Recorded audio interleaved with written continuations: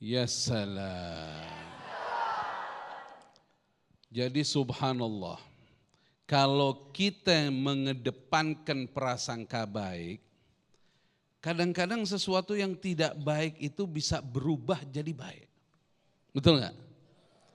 Jadi ada kisah dulu, kisah lagi nih, ya salam dulu, ya salam.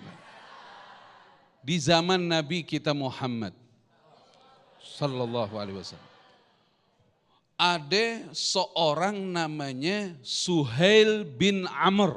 Namanya siapa? Suhail bin Amr. Ini tadinya satu grup sama Abu Jahal tadinya. Waduh, lagi zaman dia belum Islam, dia benar-benar musuhin kaum muslimin. Tapi dia punya kelebihan, dia orator. Jadi kalau dia pidato, dia bisa pengaruhin orang. Yang jadi masalah, pidatonya itu ngejelekin Nabi Muhammad SAW. Kalimat-kalimat buruk yang tidak sepantasnya diberikan kepada Rasulullah SAW. Dan dakwah Islam ini benar-benar sama dia dihalang-halangi. Hingga pada satu kejadian ada namanya perjanjian Hudaybiyah. Pernah dengar gak? Tahun berapa itu kejadiannya? Tahun ke-6 dari hijrahnya Nabi kita Muhammad SAW. Orang Quraisy ngutusnya Suhail bin Amr. Waktu Suhail bin Amr yang diutus sama orang Quraisy, kan mau perjanjian damai nih. Sahabat sebagian ngomong, wah ruwet deh. Ini orang-orang ruwet emang. Ribet nih urusannya nih. Ahli bicara, ahli ngomong, orator lagi. Kata Nabi, tidak, namanya Suhail. Sahal insya Allah kata Nabi. Ini orang bawa kemudahan nanti. Kata. Jadi diomongin yang baik sama Nabi. Subhanallah, berkat perjanjian Hudaybiyah kan tahun 8 terjadi Fathu Mekah. Nah yang indahnya ada pernah kejadian waktu Perang Badar. Perang Badar, pernah ingat gak Perang Badar? Perang Badar kejadiannya di mana? Di Badar. Ya salam. Kenapa jadi bingung? Itu Suhail bin Amr waktu Perang Badar tahun kedua dari hijrahnya Nabi kita Muhammad SAW. Itu udah jadi tawanan. Jadi tawanan ketangkep dia. Di situ Sayyidina Umar ibn al-Khattab bilang ini orang bagusnya lidahnya dipotong. Karena memang kalimat-kalimat dia waktu di Mekah ini gak pantas. Dan gak bagus gitu loh. Ini orang bagusnya lidahnya dipotong. Apa kata Nabi kita Muhammad? Ya Umar, akan datang nanti di masamu, kau akan melihat orang ini bicaranya menyenangkan kamu dan menyenangkan kaum muslimin.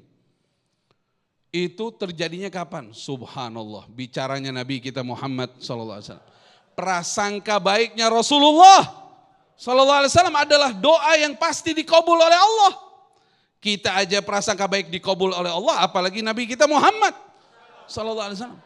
Kejadian Pak, Bu, waktu Fathu Mekah tahun 8 Hijriah, itu kan Suhail bin Amr masuk Islam. Jadi orang Islam kan? Sebelumnya anaknya udah masuk Islam, Abdullah, nama anaknya Abu Jandal, nama anaknya radhiyallahu ta'ala anhuma, udah masuk Islam. Nah, habis Fathu Mekah dia kan masuk Islam tuh. Nah, setelah kembalinya Rasulullah ke rahmat Allah. Setelah kembalinya Rasulullah ke rahmat Allah, ada yang bawa berhala lagi di Mekah. Nabi sudah wafat, ada yang bawa berhala lagi di Mekah. Langsung datang Suhail bin Amr, kan udah muslim nih. Dia berdiri depan Ka'bah, dia kan orator. Dengan gaya bicaranya, dengan teknik bicaranya, dengan isi pembicaraannya, ini orang yang lagi megang berhala, dihancurkan berhalanya. Allahu Akbar, tetap bertauhid kepada Allah. Tuh Suhail bin Amr, terdengar kalimat ini sampai Madinah, nangis Sayyidina Umar.